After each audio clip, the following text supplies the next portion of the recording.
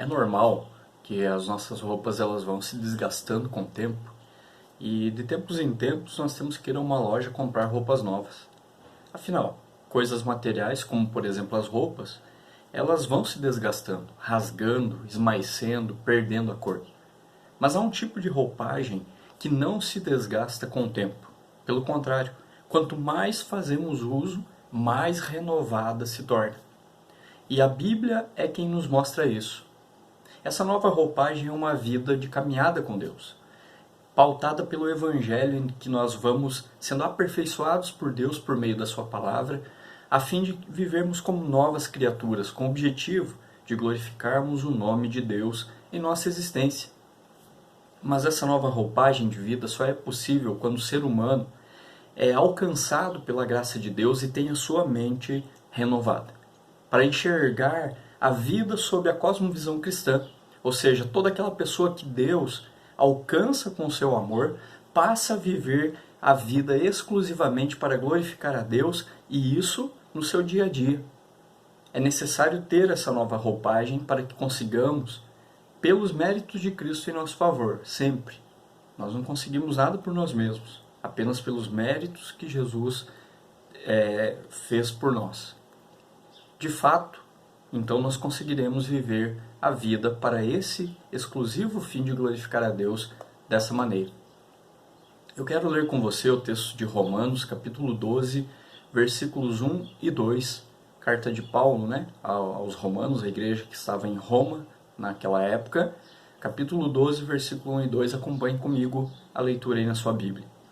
Portanto, irmãos, rogo pelas misericórdias de Deus que se ofereçam em sacrifício vivo, santo e agradável a Deus. Este é o culto racional de vocês.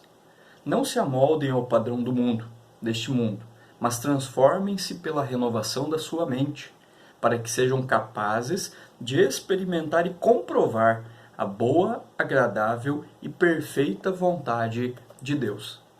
Enquanto caminha para a glória eterna com Cristo, toda mulher e todo homem que for alcançado pela graça de Deus precisa viver segundo o modelo apresentado por Deus na Bíblia, e isso requer a renovação da mente.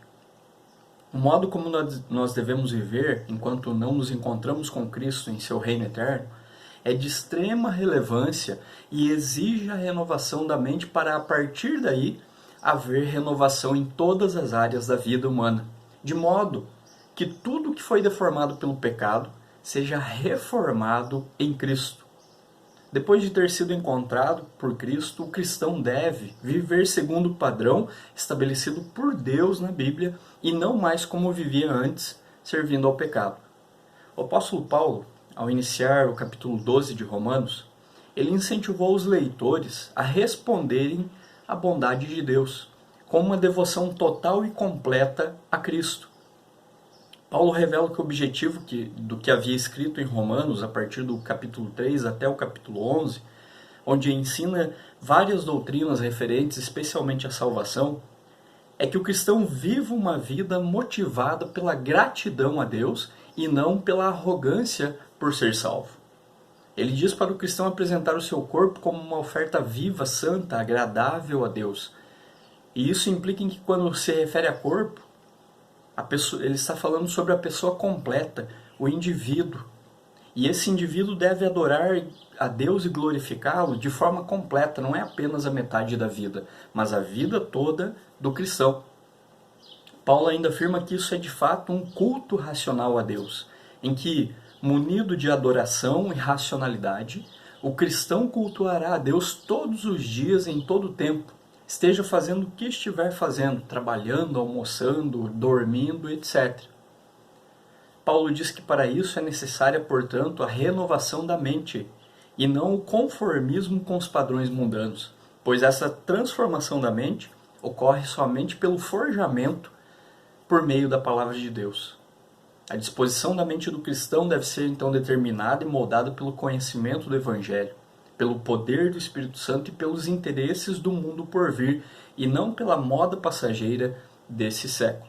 Eu costumo dizer que, enquanto os demais são modinha, nós devemos ser vintage, ou seja, nós devemos ser, em princípios, antigos realmente, porque os princípios bíblicos são tão antigos, mas são tão modernos, tão atuais, porque eles respondem tanto coisas que já foram do passado, quanto o que nós estamos vivendo, o contexto no qual nós estamos vivendo hoje como sociedade humana.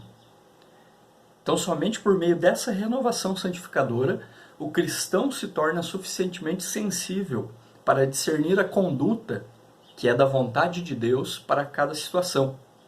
Quando o apóstolo fala em experimentar a boa vontade de Deus, ele está falando em discernimento, em que nós teremos condições de discernir qual é a boa, perfeita e agradável vontade de Deus. Então esse é o contexto do texto, é o que Paulo está nos ensinando ali, do qual nós podemos aprender, né, uma grande lição sobre vida, sobre como nós devemos viver a partir da cosmovisão cristã nesse mundo. A partir do momento em que eu entendo que as coisas estão se afunilando, estão se direcionando para a consumação de todas as coisas, então nesse meio tempo eu devo viver de uma forma que glorifique a Deus. E o que me dará condições para isso? O Evangelho, somente a palavra de Deus, moldando a minha mente e fazendo com que eu tenha uma nova perspectiva, uma nova visão da vida.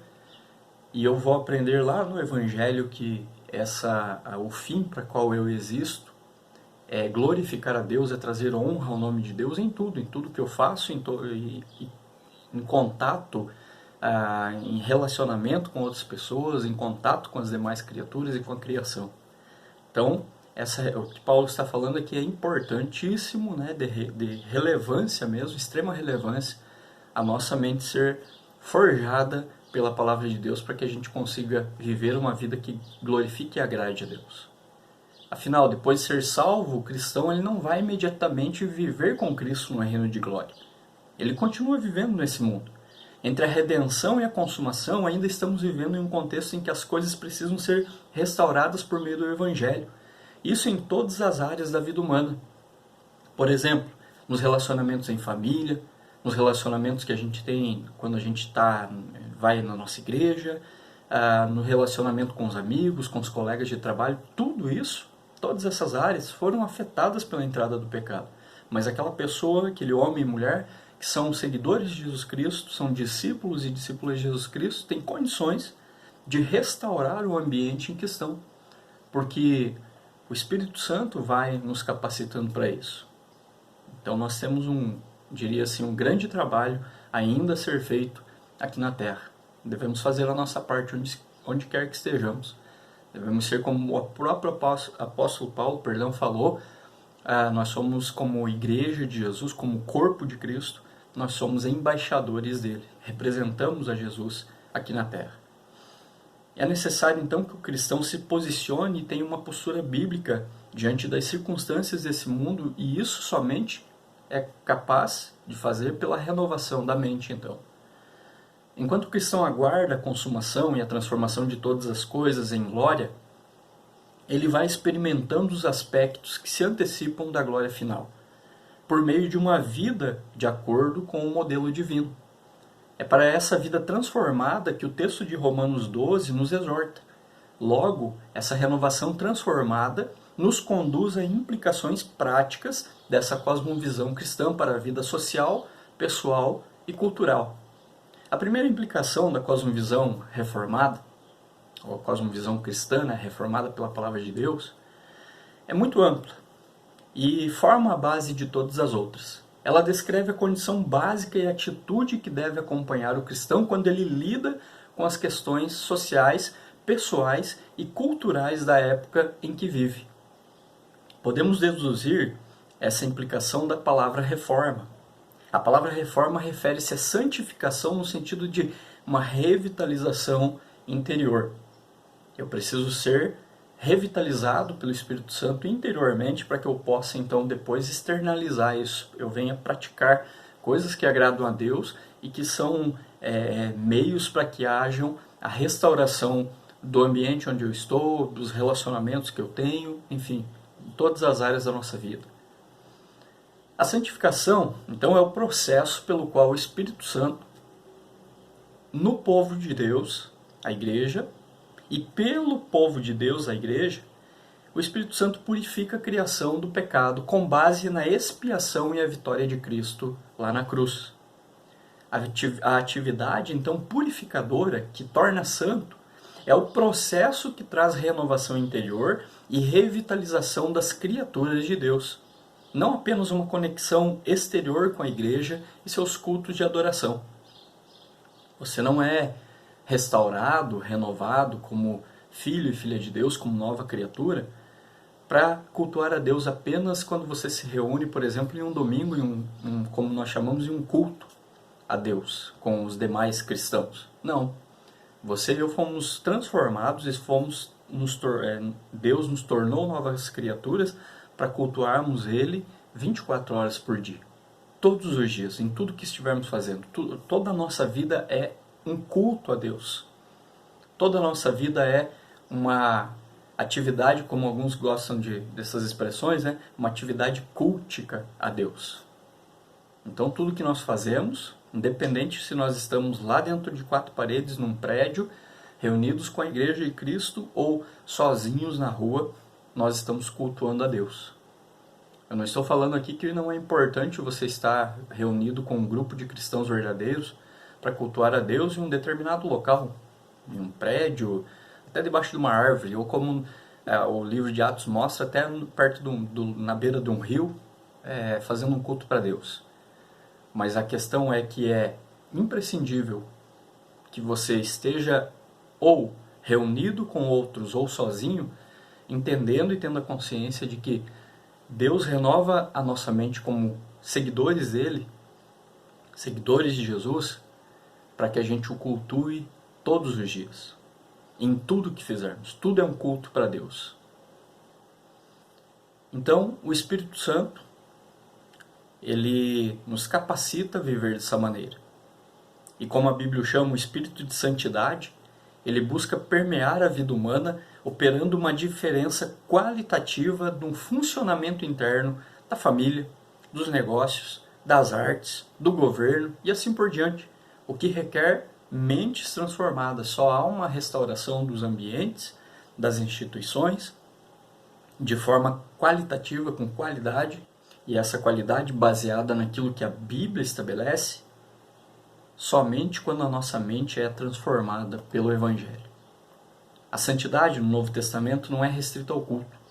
Não é apenas algo religioso, mas caracteriza toda a vida do povo de Deus.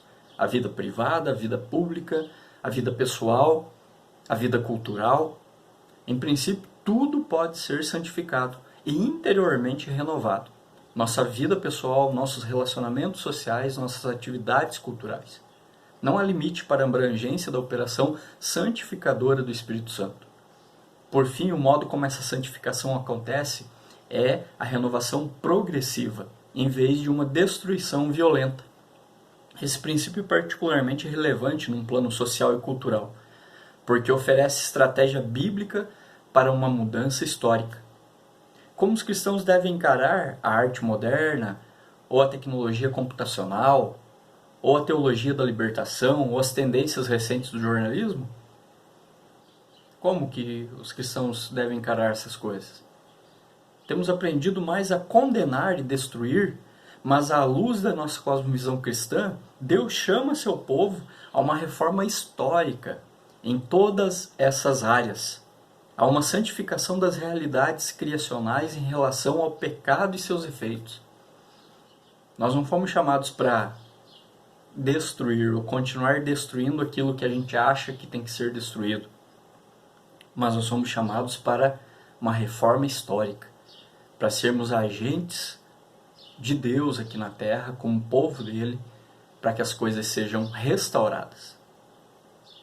Dito de outro modo, o que foi formado na criação tem sido historicamente deformado pelo pecado e deve ser reformado em Cristo. Tal reforma renova e santifica. Deus nos chama para limpar e reformar todos os setores em que nos envolvemos. Uma outra implicação que essa renovação da mente abrange é a área das variadas instituições humanas e associações, que incluem família, a escola, o Estado, a igreja, a empresa e assim por diante. A mão sustentadora e governante do Criador não está ausente das muitas formas como os seres humanos organizam sua vida em sociedade. Seja como for que a sociedade se organize, deve sempre fazê-lo com base no fundamento da criação, que a família consiste de pelo menos pai, mãe e filhos vivendo num vínculo de cuidado comprometido, não é obra do acaso, nem mera convenção da própria sociedade. Muitas vezes as pessoas dizem que é uma convenção social, mas na verdade, se for a fundo, você vai descobrir que a base dessa suposta convenção social está lá na Bíblia. Os padrões, os princípios de moralidade, mesmo que infelizmente às vezes deturpados por aí, ou pessoas de diversas linhas filosóficas, diversas linhas de pensamento, diversas linhas políticas, tomem para si e até transformem em uma pauta filosófica, uma pauta política e digam, olha, isso é algo que a gente defende. Quando você vai a fundo, você vai descobrir que a base está lá na Bíblia. Porque o Evangelho, ele não é de direita e nem de esquerda. O Evangelho não é da direita e nem da esquerda. O Evangelho não pertence a uma linha filosófica. O Evangelho é uma terceira via. É algo totalmente diferente. Em que Deus ele valoriza o ser humano. Deus ele valoriza as suas criaturas porque ele deu valor a elas. Não porque A, o B, X ou Y estão falando que o ser humano não tem importância. Não, foi Deus quem falou. Então aprenda isso. Pense, reflita nisso. Se muitas vezes você tem achado que alguma pauta, alguma ideia surgiu a partir de partido X, partido Y, pensador tal, filósofo tal, não. Vai lá na Bíblia para saber se de fato não foi Deus quem falou isso, não foi Deus quem estabeleceu esse princípio. É muito melhor assim ter a Bíblia como nosso padrão, né, como nosso prumo para toda a vida. Então, quando nós entendemos que a sociedade ela precisa se organizar mediante aquilo que Deus criou, ou para o objetivo para o qual Deus criou, as coisas dão certo, as coisas caminham para o caminho certo. Porque Deus é o instituidor do modelo natural que nós conhecemos. Você vai lá em Gênesis capítulo 1, 27, Gênesis 2, 18 a 25, você vai ler isso. Deus fez a natureza humana, arraigada na constituição biológica, emocional, social e moral dos homens e mulheres. Há um projeto para a família e, portanto, há certos limites bem definidos.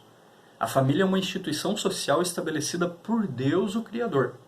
As instituições sociais são criacionais, portanto. Não apenas a família e o casamento, mas também a igreja institucional e o Estado são divinamente instituídos.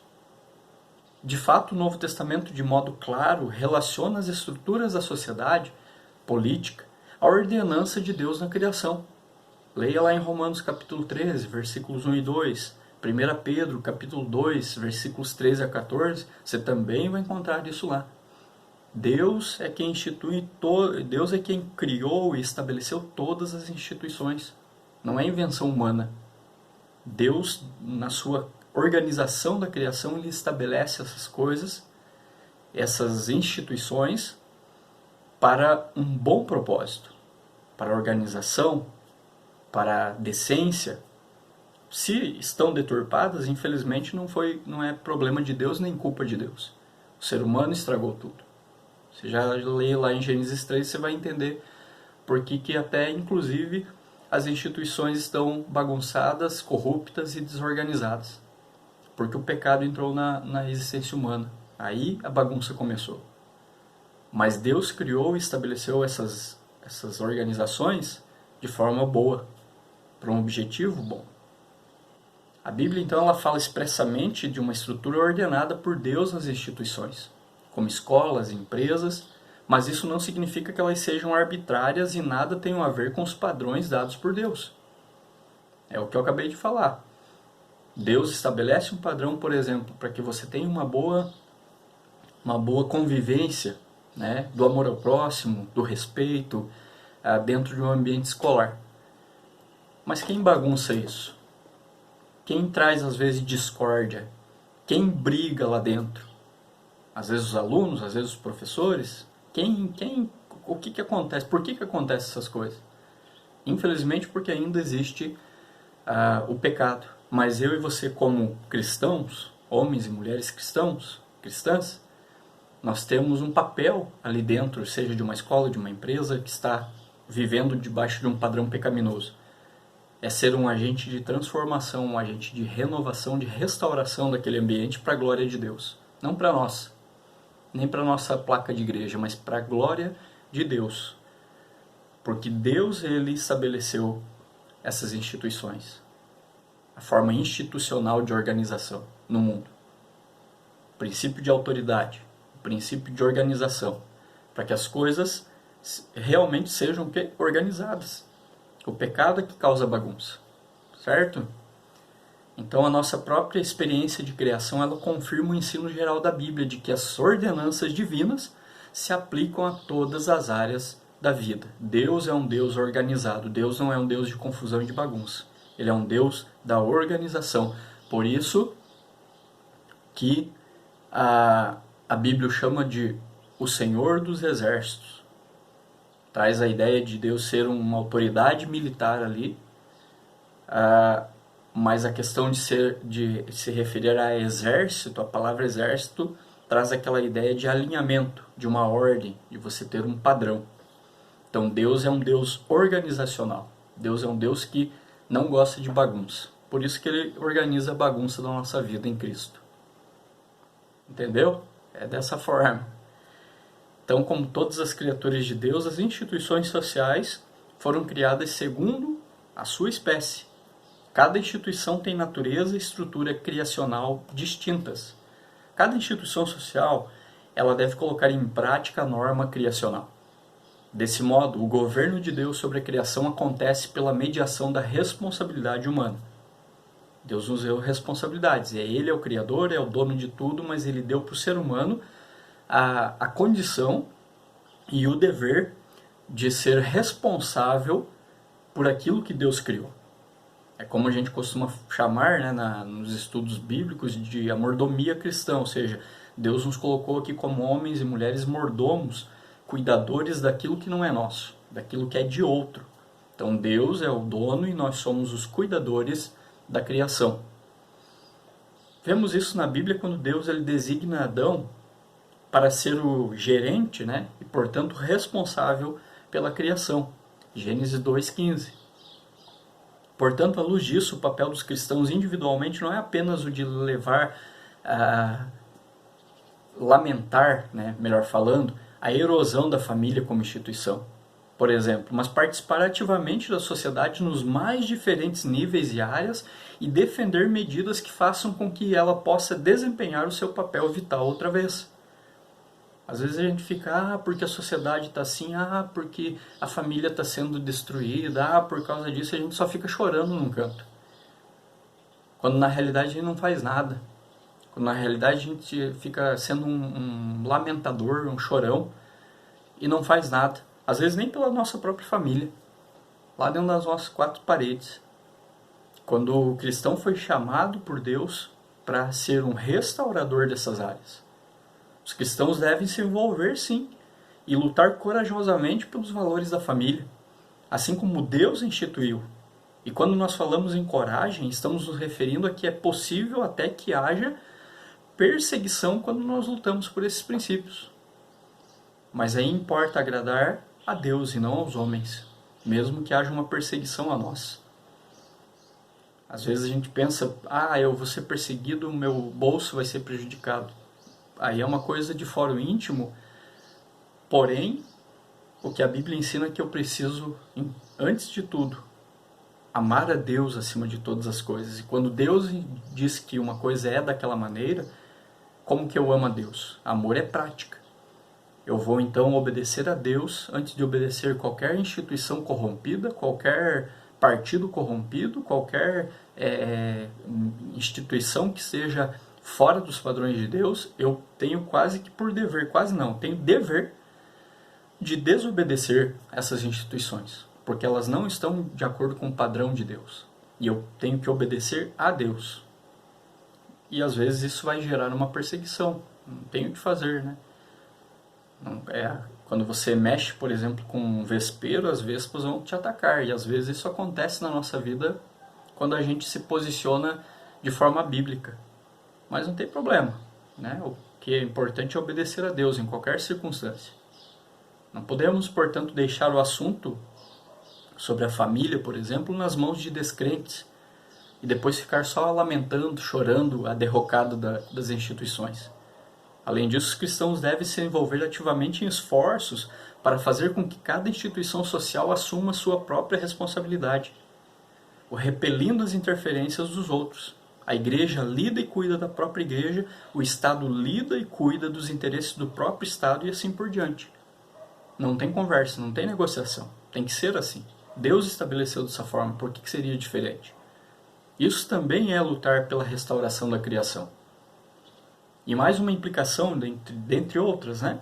Que deve haver renovação, e é uma que carece urgentemente de ser tratada pela cosmovisão cristã, é a sexualidade. Nós vivemos hoje uma sociedade pornificada, uma sociedade que é hedonista, uma sociedade que não pensa no outro, mas tem o outro como objeto. Você ouve muitas músicas, por exemplo, e eu não estou condenando música aqui, eu gosto de música, independente se ela é música de crente, né, como a gente costuma falar ou não, sendo música boa, é música.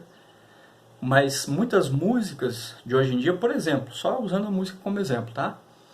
Elas trazem, por exemplo, a mulher como um objeto sexual.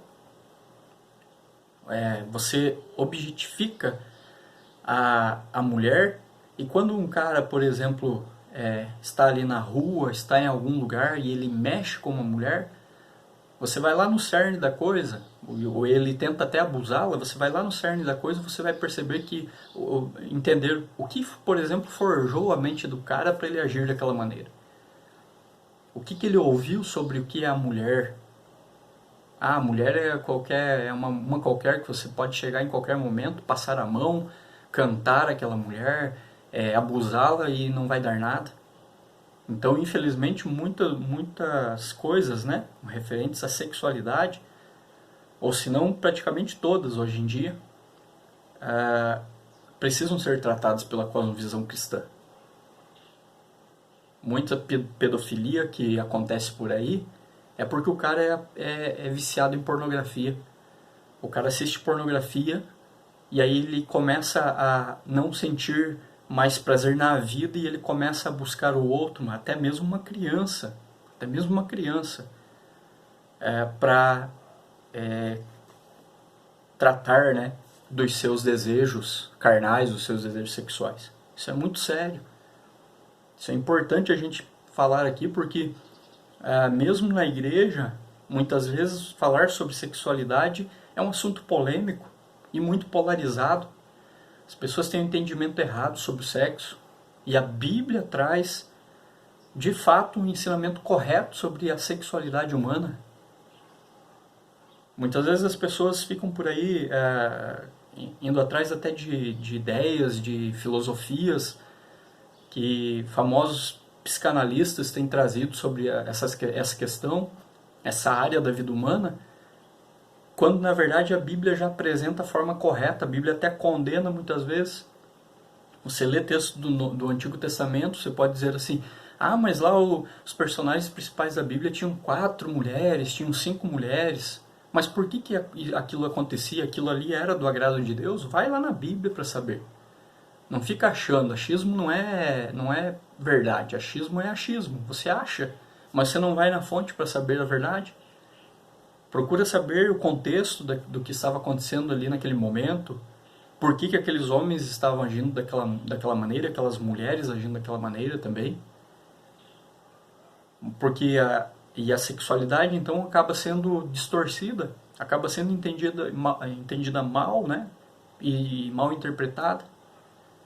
Por um lado, nós temos a visão, muitas vezes mal representada, como a cristã chamada posição cristã tradicional. Na verdade, ela é mais defendida pela Igreja Católica Romana, de que o sexo é essencialmente mal e deveria ser evitado o quanto possível. Sim, há linhas até religiosas que defendem esse tipo de pensamento, que o sexo é algo mal e deveria ser evitado o quanto possível. Certamente essa não é uma atitude bíblica. Não é. Por outro lado, nós encontramos a glorificação do sexo como o caminho para a verdadeira satisfação e autorrealização. Por esse outro lado, o sexo passa a ser um Deus pessoal e um ídolo na vida humana. Outro erro. Outra atitude errada, que não é bíblica.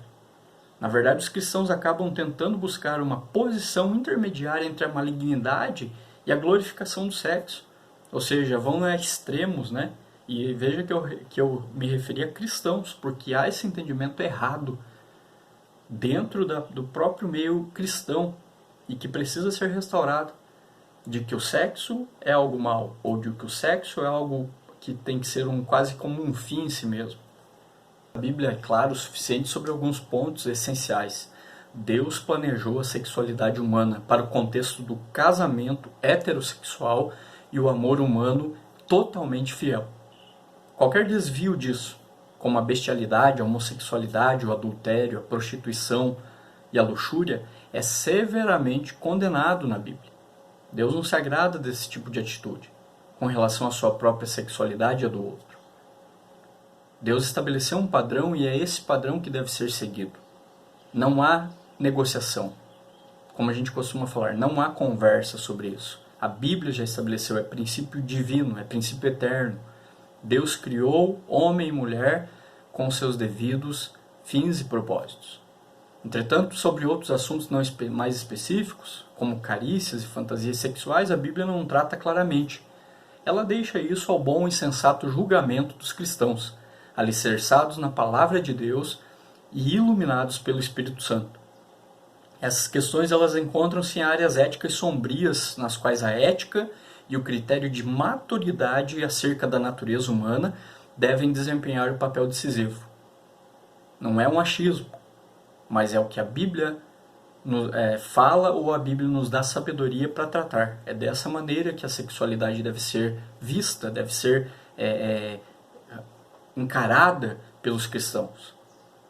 Na nebulosa área da ética sexual, nós não devemos de desistir de procurar o caminho no qual o Senhor quer que andemos, nem declarar que as questões envolvidas são eticamente indiferentes ou neutras.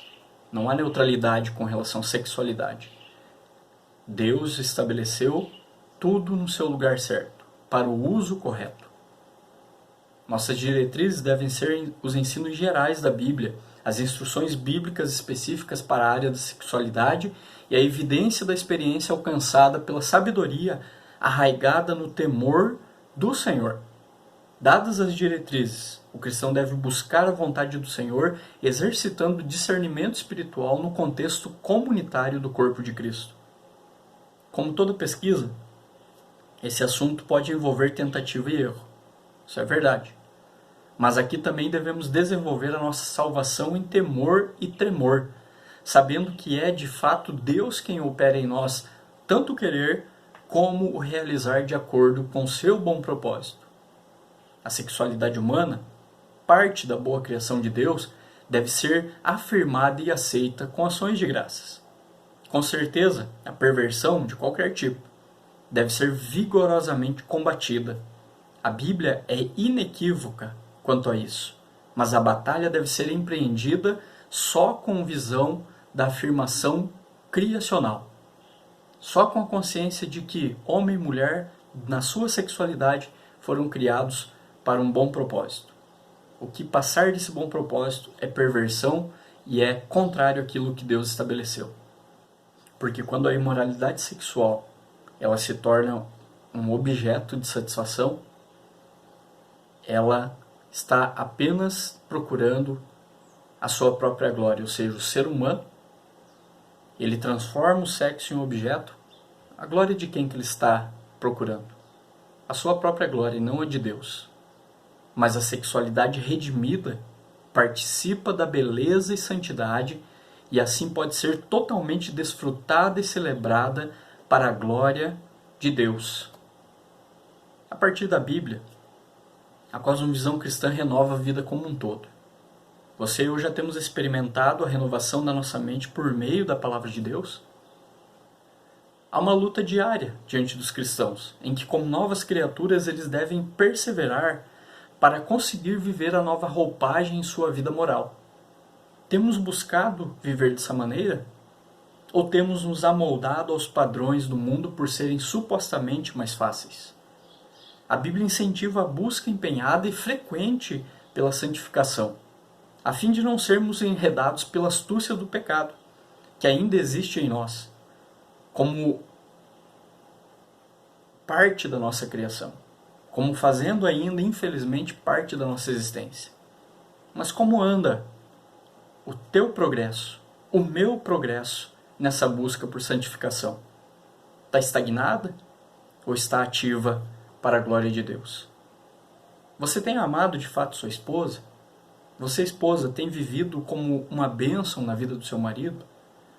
Como vocês têm educado os seus filhos pequenos?